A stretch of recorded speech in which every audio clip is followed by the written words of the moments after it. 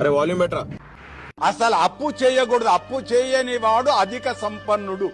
ఉన్న దానిలో ఆనందాన్ని పంచుకునేవాడు గొప్పవాడు. చెయ్యాల్సి వస్తుంది, అప్పు తప్పదు. వెంకటేశ్వరుడు అప్పు చేశాడు, చిట్టి రాసిచ్చాడు కుబేరుడికి అంటారా. చిట్టి లేదు, ఇప్పుడు తిరుపతిలో కూడా చిట్టి లేదు, ఏమి రాసిచ్చాడో లేదు. కానీ అప్పు చేయడం ఎంత చేస్తున్నావో అంతకంటే ఎక్కువ సంపాదించాలి.